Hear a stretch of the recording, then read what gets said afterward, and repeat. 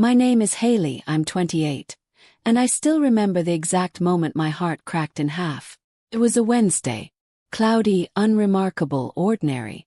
The kind of day you think you'll forget. Until you never do. I was cleaning out my kitchen junk drawer. You know, the one with half-dead pens and rubber bands that multiply like rabbits. That's when my phone buzzed. I didn't recognize the number. But I opened the message anyway. It was a digital wedding invite. All pastel pinks, curated fonts, and soft romantic music in the background. And the names. Rachel and Daniel. I stood there in stunned silence, blinking at the screen like it had betrayed me personally. Rachel, my younger sister. Daniel, my fiancé. My ex-fiancé, I guess. At least now it was official. They were getting married. And somehow they thought I should attend. If you had asked me a year ago, I would have told you Rachel and I were close. We weren't best friends or anything. There was always tension between us, quiet and sharp. But we grew up in the same house, shared secrets, clothes, even our heartbreaks. I helped her through her first breakup. She cheered me on when Daniel proposed. At least I thought she did. Now I wondered how long she had been playing me. Or worse, how long Daniel had been lying too. I sat down at the kitchen table and scrolled through the rest of the invitation. There were engagement photos. Her in a lace dress, him in a gray suit I bought him for our anniversary. There was a love story section that made me physically ill. From old friends to forever lovers. It read. As if I hadn't existed. As if I had been a placeholder in my own life. I didn't cry that day. I didn't scream or throw anything or text her some passive-aggressive line I'd regret. I just stared. The screen. The pictures. At my own reflection in the microwave door across from me. How do you mourn someone who hasn't died? But who killed something in you? The next day I called my best friend, Serena. She picked up on the second ring. Hey Hales. You okay? I didn't say anything. I just sent her the invite. A beat later, she gasped loud enough for my neighbors to hear. You've got to be kidding me. Your sister. Daniel. What the actual? I heard her pacing through the speaker. You want me to go full FBI? 'Cause I will. I still have the password to his Hulu account, you know. We can ruin their algorithm forever. I almost laughed. Almost. But then the ache came back. Do you think they were cheating all along? I asked, my voice barely above a whisper. I don't know, she said. But I do know one thing. What? You're not going to that wedding. But that's the thing. I did. Not because I forgave them. Not because I was curious. But because I needed answers. And deep down I needed them to see me. Not the girl they stepped over. Not the name they erased from their love story. Me. The weeks leading up to the wedding felt like I was walking underwater. My mom called once, only once. She didn't say sorry. Didn't explain. Just asked if I'd RSVP'd. As if that was the pressing issue. I told her no. She sighed. It would mean a lot to your sister if you came. I held back a bitter laugh. Would it? She's your only sister, Haley. Blood is blood. Then why does it feel like mine's been drained dry? She didn't answer. Just hung up. The night before the ceremony I couldn't sleep. I laid in bed staring at the ceiling fan as it spun slow, lazy circles above me. A part of me was still in denial. Still hoping this was some cruel misunderstanding. But the next morning, when I pulled into the venue's parking lot in my rented black dress and low heels, reality stared me down. It was a vineyard. Course it was. Elegant. Expensive. Pretentious. Rachel always had a thing for aesthetics. The ceremony was outside. Rows of white chairs facing an altar wrapped in roses. Guests milled around, smiling, laughing, sipping champagne like they weren't sitting on the edge of betrayal. Then I saw him. Daniel. Straightening his cuffs, smiling at guests, completely at ease. And then, saw her. Rachel. In a dress that was almost identical to the one I picked for my wedding. The one that never happened. I turned. Saw me. For a split second, her face faltered. Then she smiled. Waved. Like I was just another guest. I didn't wave back. I just sat down in the very last row. I didn't plan to stay. But something stopped me. Because when the ceremony began, something strange happened. And I need to tell you what it was. But before I do, I have to ask you something, seriously. Have you ever been betrayed so deeply that silence feels louder than screaming? Tell me in the comments. I want to know I'm not alone. And if you're the kind of person who's ever been cheated, erased, or replaced, you need to stick with me. Because what Rachel did at the altar changed everything. If you're an adult who still believes justice has a heartbeat, if you want more stories like this, real ones, deep ones, the kind they try to bury, then I need you. Subscribe. Not for views, but because we're building something bigger than a story here. I remember sitting in that last row, wondering why I had come. No one looked at me. No one whispered my name. And yet I could feel the weight of every glance that didn't come. The music started. Violins playing something soft and beautiful, and guests turned their heads as my sister Rachel walked down the aisle. In that moment I felt like I was watching a movie where I used to be the lead, and someone else had been cast in my place. Her dress floated like a dream. Her hair was curled perfectly. Her smile, God, her smile was confident. Not guilty. Not even nervous. She looked happy. And maybe that's what broke me more than anything. That she could walk into my future like it had always belonged to her. Daniel stood at the altar waiting. He looked exactly the same as the day he proposed. Same eyes. Same crooked tie. The one I used to fix for him every morning before work. He didn't look for me in the crowd. Didn't glance over his shoulder to see if I had come. And I hated myself for noticing that. I hated myself for wanting him to look. But then, right before the officiant began, the weirdest thing happened.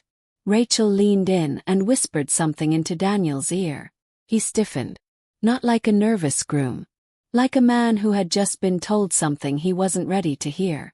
His hands tightened. His jaw locked. He looked at her for a second, long, hard, searching, and then turned to the officiant and said, "Wait, just 1 minute." Everyone laughed politely, assuming it was nerves. But he didn't laugh. Instead, he stepped down from the altar and walked off to the side, toward the vineyard path. Alone. Whispers rippled through the crowd. Rachel just stood there, frozen, still smiling but less sure now. The officiant looked lost. A few of the bridesmaids faked awkward giggles. And I got up and followed him. I didn't even know why. Maybe because I needed answers. Maybe because I still loved him no matter how much I wanted to deny it. Or maybe because part of me thought this was my last chance to say what I never said. I caught up to him near the wine barrels, behind a hedge of roses. "Daniel!" He turned around slowly. His face was pale. He didn't look surprised to see me. "You came. Why did you walk away?" He opened his mouth, and then stopped. Finally he said, "Because she told me something I can't unhear." "What did she say?" He looked at me, then really looked at me.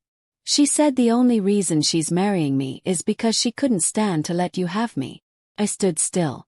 Like my spine had turned to glass. "What?" "She said she never loved me.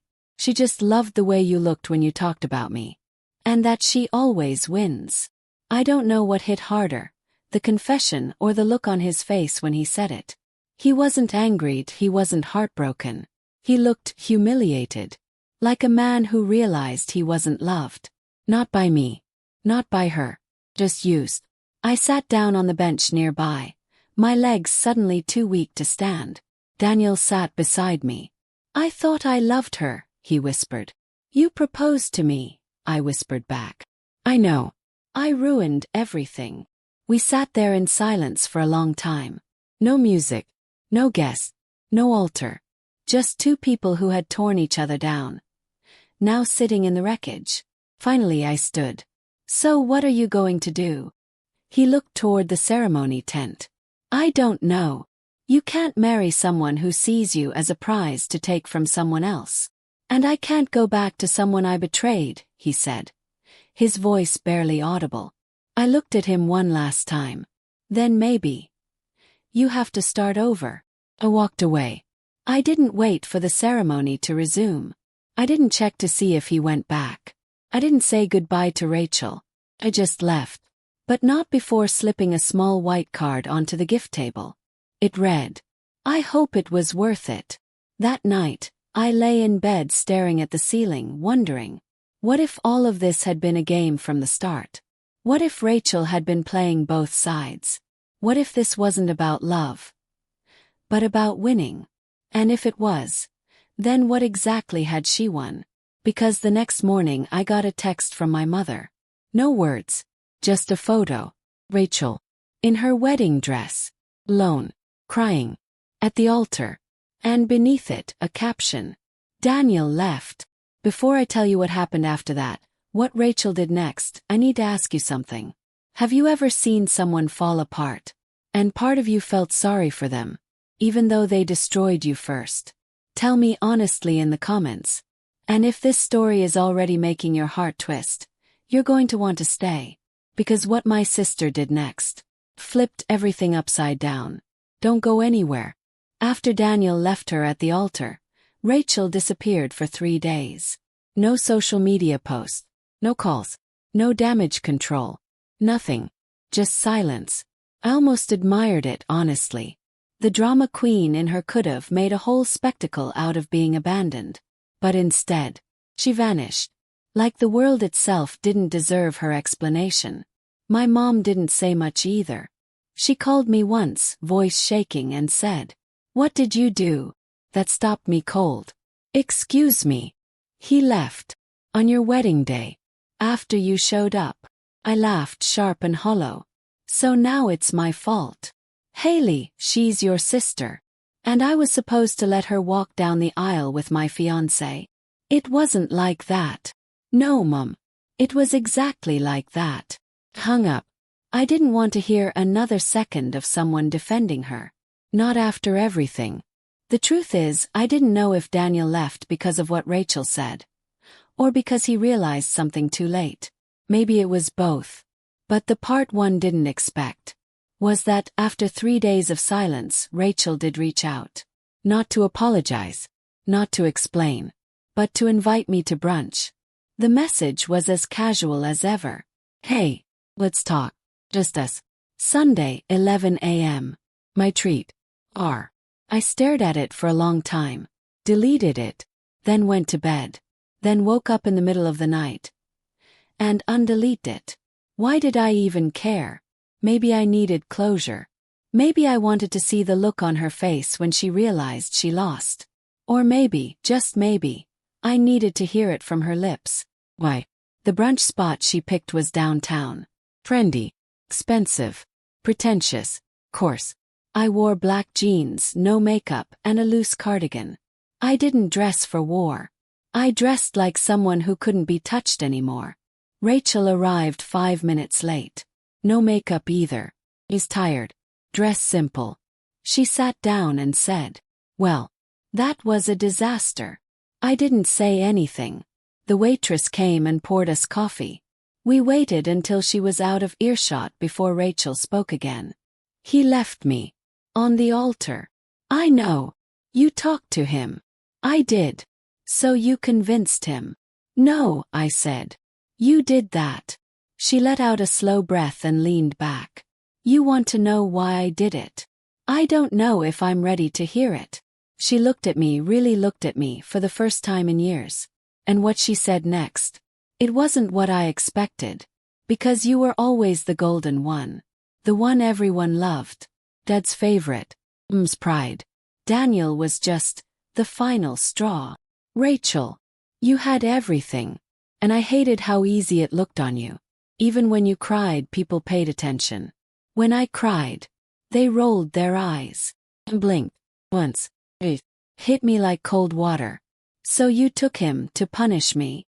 "No," she said softly. "I took him to see if I could. And when I did, I realized I didn't even want him. I just wanted to win." There it was. The truth. Not love. Not desire. Just a sick, quiet competition I didn't even know I was in. "He told me what you said," I replied, before walking away. "And He was devastated. Not because he loved you, but because he finally saw what you were. Rachel flinched. For the first time in years, I saw real pain on her face. But she didn't argue. She just said, "It didn't work." No, it didn't. The silence stretched between us. Finally, she reached into her purse and pulled out a small envelope. "This came in the mail yesterday. I think it's yours." "What is it?" "I don't know. But the handwriting on the back. That's Daniel's." I took it with hesitant fingers. The envelope was unsealed. Inside was a single note card. It read, "I was never supposed to be yours. But I was never really hers either. Sorry. I hope someday we both find something real." No name. No return address. Just that. Rachel sipped her coffee. "Guess that's closure." "No," I said. "Closure is what comes next." She raised an eyebrow. "What does that mean?" I stood up. "It means you don't get to be the villain in my story anymore." And I left her sitting there. That night I lit a candle, played the old records Dad left behind, and cried. Not for Daniel, not for Rachel, but for the version of me who thought love meant being chosen. 'Cause now, I realized love is something you choose yourself. But before I share what happened next, because trust me, this isn't over, I need to ask something real. Have you ever had someone betray you, then come back to explain it like you were the lucky one? Tell me in the comments. Seriously. And if this story feels like your life, if you've ever been the forgotten one, the stepped over one, the backup plan, subscribe.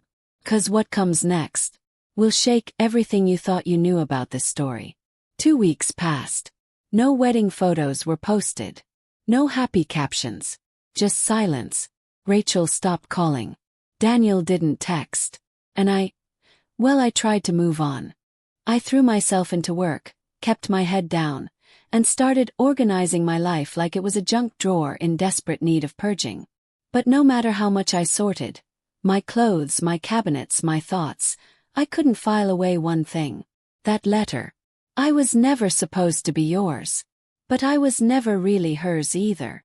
It wasn't just an apology. It was a puzzle piece.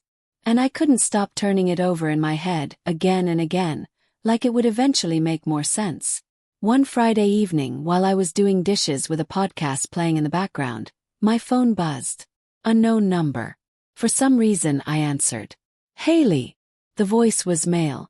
Familiar but not Daniel. "Yes. This is Mark. Daniel's older brother." I blinked, drying my hands slowly. "Oh. I didn't know you had my number. I got it from an old group text. Listen, this is going to sound strange, but can we meet?"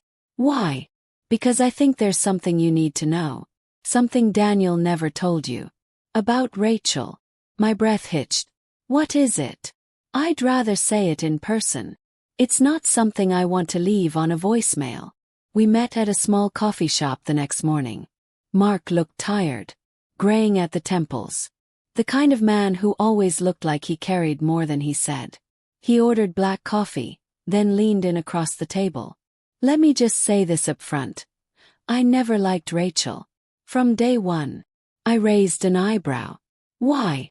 "Because she reminded me of someone." "Who?" "My mother." I blinked again, confused. "Wait, I thought your mom passed away." "She did. But before she did, she was manipulative. Calculated. Everything was about appearances and control." "And Rachel reminded you of that?" "Yes. Daniel, he never saw it. She played him perfectly. Just like she played everyone else." I swallowed hard. "So why tell me now?" He looked me dead in the eyes. "Because I think Rachel did something worse than stealing your fiancé." "What do you mean?" "I think she knew something about you. Something she used." The air felt suddenly heavy. "Used how?" "Yes." Mark pulled a folded paper from his jacket pocket. "I found this in Daniel's apartment after he left the ceremony. He asked me to pack up his stuff." He slid it across the table. It was a copy of my medical records. My hands trembled as I picked it up. Blood type. Allergies. Past conditions. How did Rachel get this? I don't know. But she had it. And she gave it to Daniel. Why? Because, and I'm so sorry to say this, she told him you were hiding a genetic disorder. I felt like I'd been punched in the stomach. That's a lie. I know that now. But Daniel didn't. Not at the time. She used it to plant doubt.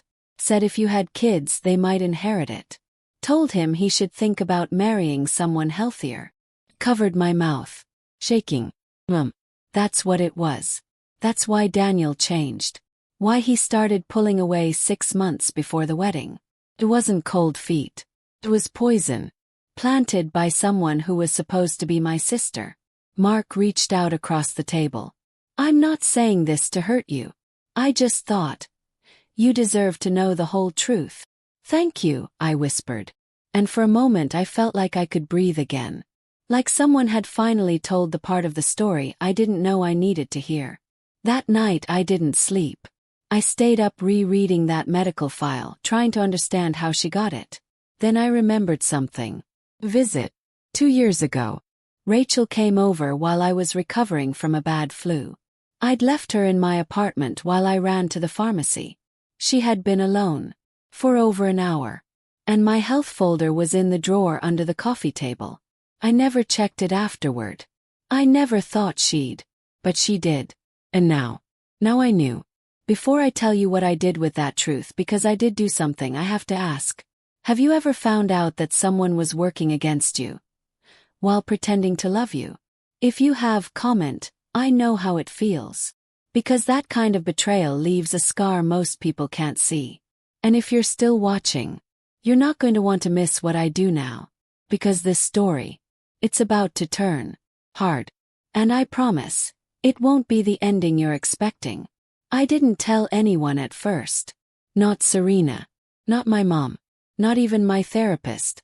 What Mark told me, that Rachel had weaponized my health records to scare Daniel away, sat inside me like a hot coal under ice. I looked fine. Acted fine. But inside, something was burning. The next morning I went into my closet, pulled out an old box from the top shelf and opened it. Had everything. Old letters. Photos. A hotel key card from the trip Daniel and I took to Seattle. And at the bottom a tiny velvet box, the one I kept the wedding band in. Not the engagement ring. That was returned months ago at his request. This was the band.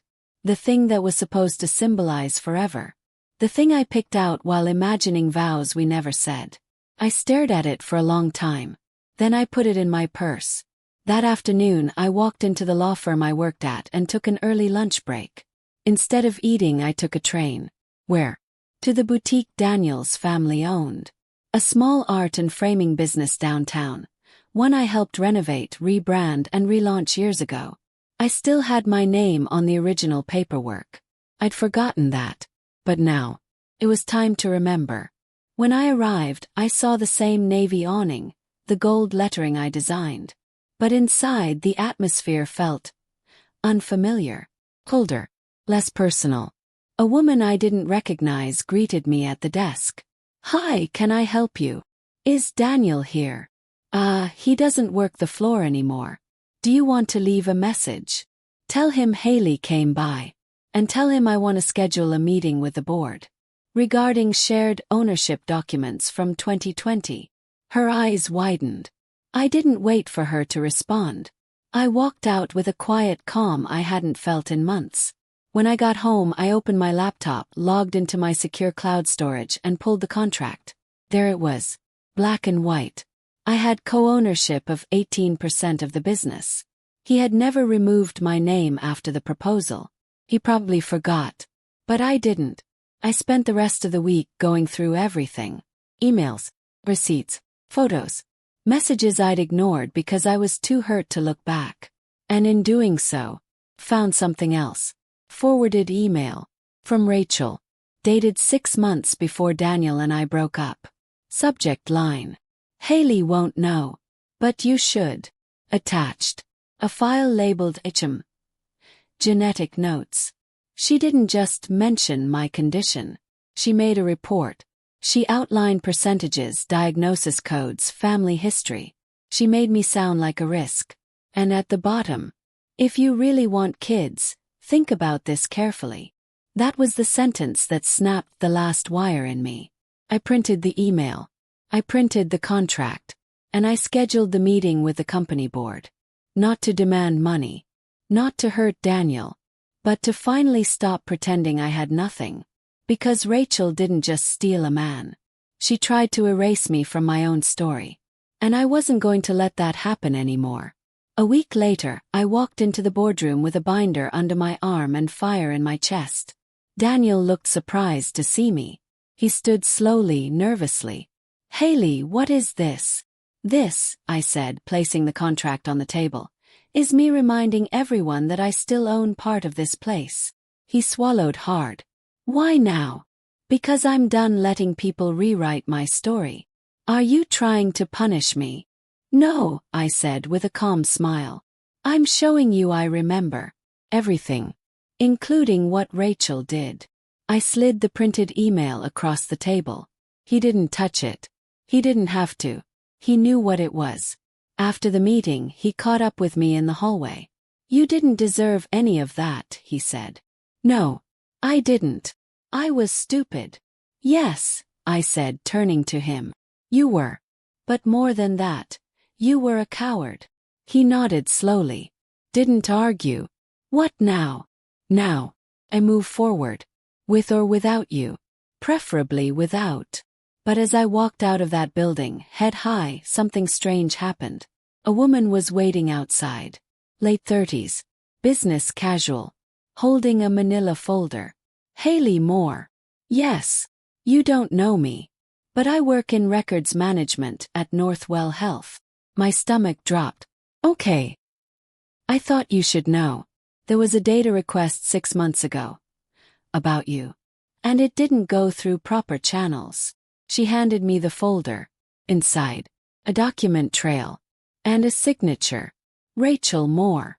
She hadn't just snooped. She'd stolen confidential medical information. And now I had proof. Before I tell you what I did with that folder, what I exposed and how it all unraveled, I need to know something real from you. Have you ever stood at the edge of truth and realized you were finally holding the weapon they used against you? Tell me in the comments if you've ever been there. And subscribe if you want to see what happens when a woman finally fights back. Because in this part 6, I stop surviving and start unmaking her lies. I sat on my couch that night, the folder from the hospital open in my lap. The signature was clear. Rachel Moore. Handwritten. Confident. Entitled. She had forged access. She had pretended to be me or claimed some kind of family authority and requested my confidential health records. To ruin me. To break my future. To win. There's a moment when you've been hurt enough, where your soul stops shaking and something colder takes its place. Not evil. Not rage. Just focus. I didn't cry. I didn't call her. I didn't send angry texts or post cryptic Instagram stories. I started building. Quietly. Strategically. Like a woman who's been underestimated one time too many. I contacted Northwell's compliance department. A wonderful woman named Michelle, with a sharp tone and zero tolerance for privacy violations, picked up. "Yes, we can open an internal investigation immediately. Would you be willing to provide a written statement?" "Absolutely. And if it confirms fraud, are you willing to press charges?" Pause. Only for a second. "Yes, I am." Over the next 2 weeks, things began to move. Emails, bills, requests for ID, signatures, confirmations. And all through it I kept my head down. I still went to work. Still ordered my morning coffee. Still smiled at the barista like the world hadn't split open in front of me. But at night, I documented everything. Kept a timeline. Screenshots. Printouts. 'Cause I knew Rachel.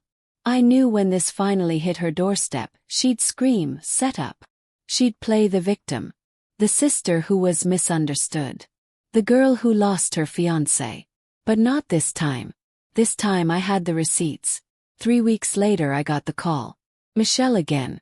"Miss Moore, The investigation confirms the request for your records was unauthorized.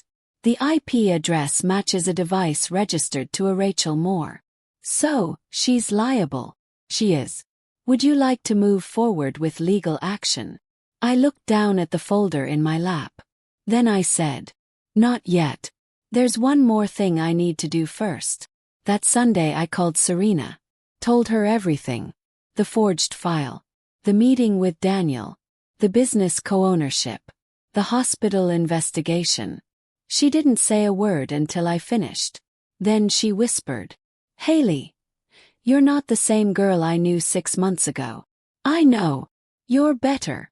She asked what I planned to do next. I told her I was going to show up to Rachel's charity gala. Yes, that gala. The one she hosted every year in honor of women's empowerment and authentic sisterhood. You know, the brand she'd carefully built on lies. It was scheduled for Friday night. Downtown. Black tie. She always wore something loud, metallic, bold, the color of ambition. I showed up in midnight blue. Minimal makeup. Diamond studs from my grandmother. Classic. Clean. Dark. When I walked in, people turned. Some recognized me. Most didn't. But Rachel did. She was across the ballroom talking to a board member, laughing, until she saw me. Her smile twitched. I walked up, handed her an envelope and said, open it in private. What is it? Truth. Something you're not used to holding. Then I turned and walked away. She opened it. I know because she followed me into the hallway 10 minutes later. Face pale, hands shaking. What the hell is this? The report from the investigation. This is ridiculous. Is it? 'Cause I also sent a copy to your job. Your sponsor. And the hospital's legal department. You wouldn't. I already did. You're trying to ruin me. No, Rachel. I'm stopping you from ruining other people the way you tried to ruin me. She went silent. And I saw it, the crack. Not rage. Not shame. Fear. Because Rachel had always been clever, manipulative, even ruthless. But she'd never been caught. Till now. What do you want? She asked finally, voice tight. Nothing. Liar. No. That's your job. I don't want revenge. I want peace. And that starts with you disappearing from my life. Forever. Forever. She stared at me like she didn't believe it. Like she thought I'd gloat. Even cry. But I didn't. Because I'd already mourned her. This wasn't war. This was cleaning up the battlefield. Before I walked away, I said, and Rachel. What? You didn't steal Daniel. You borrowed him. And now he's broken. That's on you. Then I left. I never saw her again. But that wasn't the end. Because just when I thought the worst was behind me, got a message.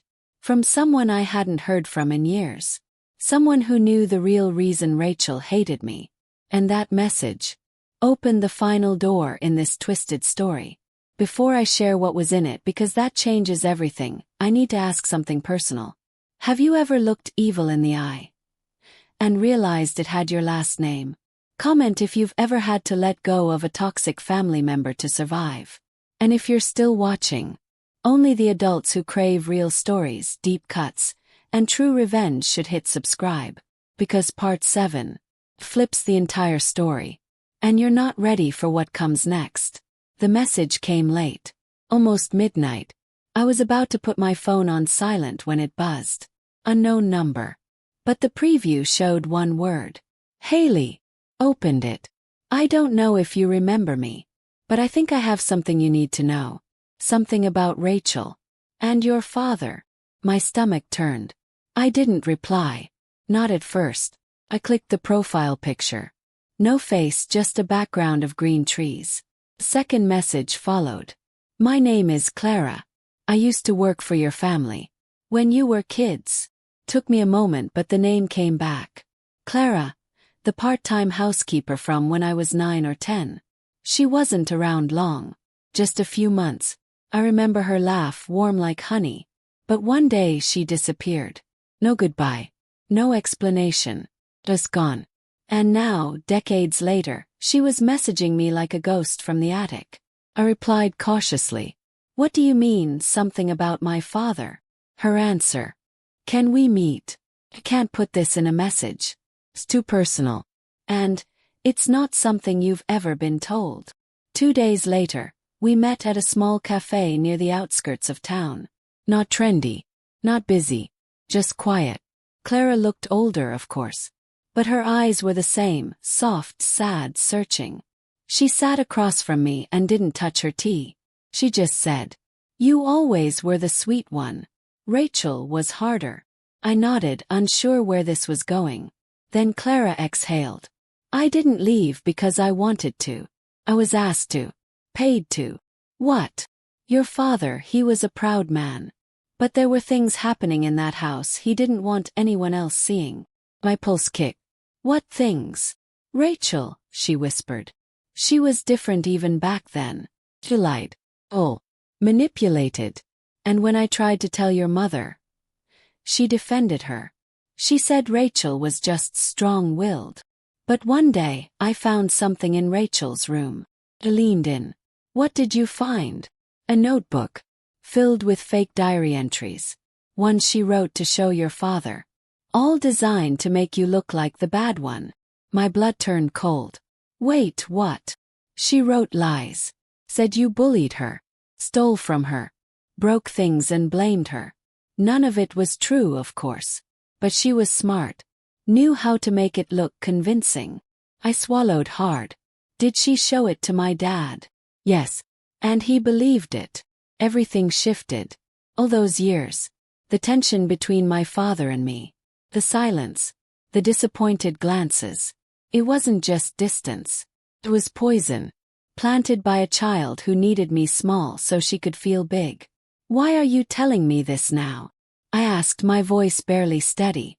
"Because I've been watching what's unfolded. The wedding, the scandal, the business. And I realized, Rachel never stopped. She just got older. Do you still have anything?" She opened her purse and slid something across the table. A scanned copy. The cover read, "My diary, age 10. But inside, each entry was typed, labeled, targeted, meticulous. Pages and pages of lies.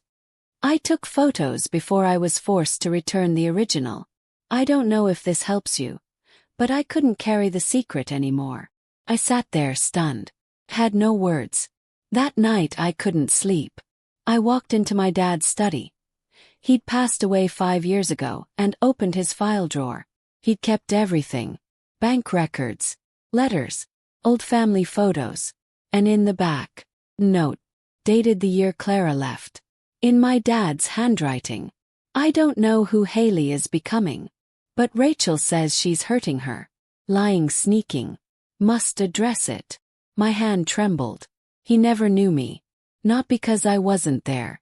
But because Rachel replaced me with a character she created. Finally understood. Rachel's betrayal wasn't random. Had roots. Deep ones. Twisted ones. She wasn't just a sister who crossed a line. She had always been writing the narrative. And now it was time to take the pen back. But before I tell you how I rewrote my story, publicly, unapologetically, I need to ask something vulnerable. Have you ever realized the story your family believed about you was a lie someone else wrote? Drop a raised hand in the comments if that's ever been your truth. And if this story hits deeper than you expected, subscribe now. Because only those ready for raw, real revenge are welcome for part 8. What I do next. Rachel never saw it coming. I didn't plan to go public. Not at first. Revenge had never really been my style. I'd always been more of a walk away quietly, heal in private kind of person. But this wasn't just about me anymore. Rachel had written a false version of me and passed it off as the truth. For decades. She turned my father against me. She destroyed my relationship. She nearly cost me my job with forged documents. And if I didn't tell the truth now, she'd keep winning. Because silence always protects the abuser. So I called someone I never thought I'd need. Lydia Jensen, a journalist. She wasn't just any writer. She ran a local human interest podcast that had exploded in popularity after she covered a real-life family fraud case that sent shockwaves through the community. We weren't close friends, but we'd gone to college together. And I knew one thing about Lydia. She didn't publish gossip. She published facts. With receipts. We met in her studio loft on a rainy Thursday afternoon. I brought a flash drive, 3 envelopes, and the notebook Clara had scanned. She took one look at my face and said, "Okay, who do we burn?" I laughed. The first real laugh in weeks. Then I said, "My sister. But I don't need fire. I just need light." For the next 3 hours I laid everything out. The wedding betrayal. The medical record fraud. The manipulation that began when we were children. The emails, the contracts, the false diagnosis planted like a weapon. She didn't interrupt. Just listened. Took notes. Then she said, "Let's call the series, The Other Sister." And blinked. What? It's perfect. Everyone loves a golden child story. But this time, we tell it from the girl who got pushed out of the frame. Over the next week, Lydia and her team fact-checked every detail. She contacted Clara, pulled property records, verified my co-ownership at Daniel's family business, got Northwell's confirmation about the fraud case. Every breadcrumb Rachel left behind, we turned into a trail, leading straight to the truth. And when the first episode dropped, it went viral. Not overnight but fast. Thousands of downloads. Hundreds of comments. People weren't just interested, they were furious. And not at me. Her. It didn't take long for the ripple to hit Rachel's perfect world. Her charity board asked her to step down. Sponsorships froze. A statement was issued by Northwell Health confirming the unauthorized record access under investigation. Her social media. Comments disabled. Profile pic removed. She posted a single, desperate story. People believe anything these days. Slander is easy when you have no conscience. I didn't respond. I didn't need to. Because I had already spoken, loudly, clearly, and with proof. But the part that hit deepest was when I got an email from Daniel. Subject line: "I'm sorry." Opened it. And it said, "I've been listening to the podcast. Had no idea. Failed you. I was weak, selfish, and blind. You didn't deserve what I did to you. I can't undo it. But I can tell you this, I see you now. Believe you. And I'm sorry." That was it. No plea to meet. No messy, "I miss you." Just the truth. And it was enough. Not because it fixed anything, but because it confirmed what I knew deep down. I wasn't crazy. I wasn't bitter. I was betrayed. And now, the world knew it too. The final podcast episode hadn't aired yet. Lydia saved it for last. Because that one contained the real twist. The will. The inheritance. And the secret Rachel tried to bury the most. But before I tell you what's in that final chapter, because it changes everything, I need to ask you something raw. Have you ever cleared your name, but still carried the weight of all they said before you could? If that's you, comment below. And if you're still watching and you're ready for the twist, subscribe. Only adults who crave real redemption and deeper truth should. Because part 9, that's where the game ends. And something new begins. I didn't expect to be included in the will. When my father passed, Rachel took control of everything. Haley Moore, listed as primary beneficiary of a second trust, one that had been designated in advance, pending verification of character and stability. What did that mean? Well, it meant something was held back. Until someone made a decision about whether I deserved it. And that decision had never been processed. Because Rachel had never submitted the required documents. I stared at the file, heart racing. This says there's another account. Still unclaimed. Exactly, Lydia said. And Rachel never told anyone. Because it was earmarked for you. Why would my father create a secondary trust with conditions? Because, she said gently. He had doubts.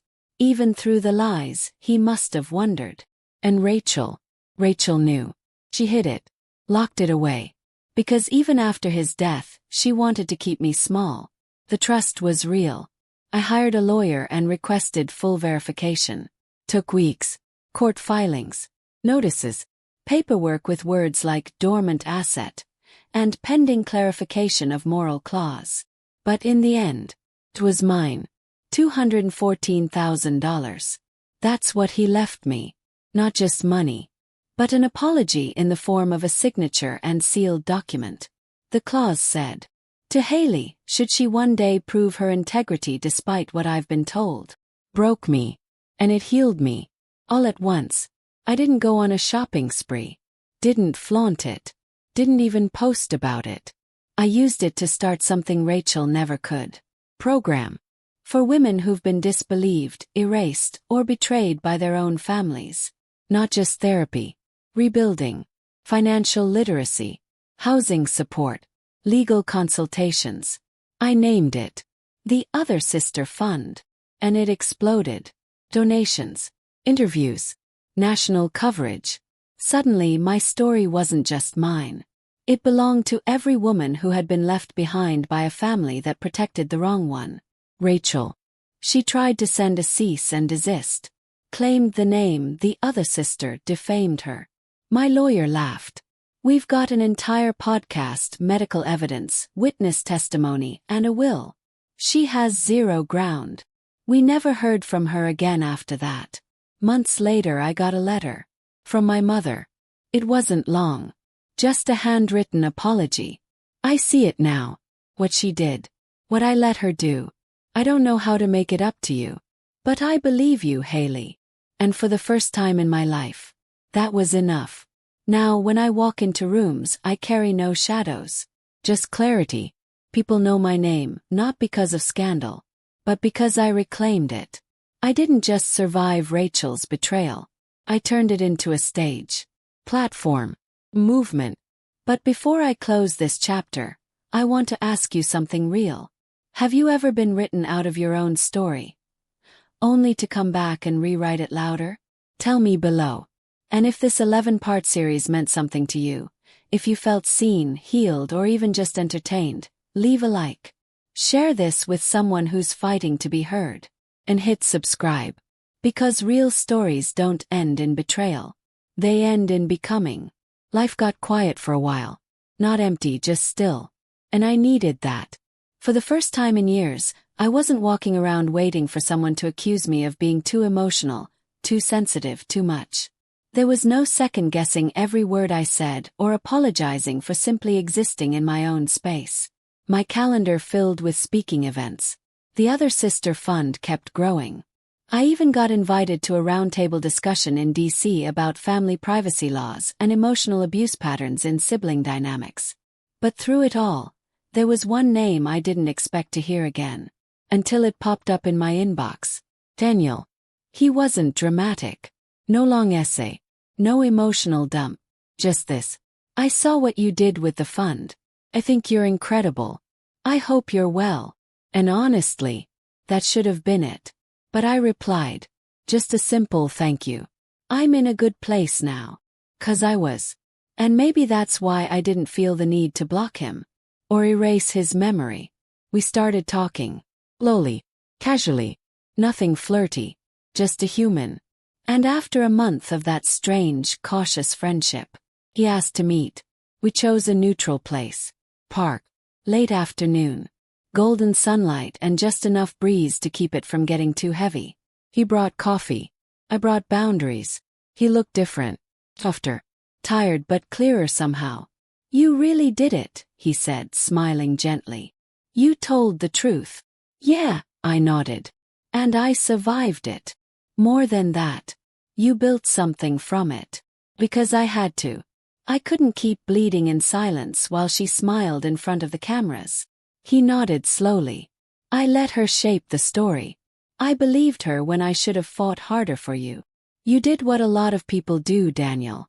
You chose the easier sister. His jaw clenched, but he didn't argue. We sat in silence for a moment. Then he asked, "Do you hate me?" Took a breath. No, I don't. But I don't miss you either. That stung. I saw it in his eyes. But it was the truth. Do you think there's ever a chance we could? No, I interrupted gently. I think you were part of the lesson, not the reward. He looked down. Fair. But I'm glad you reached out. I think I needed this closure more than I realized. When we parted, it wasn't sad. It wasn't hopeful either. It was clean. Two people who once loved each other, finally stepping off a train they should have never boarded. And I walked away with nothing in my chest but peace. Weeks passed. Summer rolled in like it had something to prove. Hot skies. Long days. The kind of season that feels like a second chance. I started writing. Not just journals. Book. The Other Sister. My story in full. Not to profit, but to live. To take back every version of me someone else tried to write. And on the day I submitted my final manuscript, I sat on my balcony with a glass of wine and a playlist of old acoustic songs. That's when my phone rang. Serena.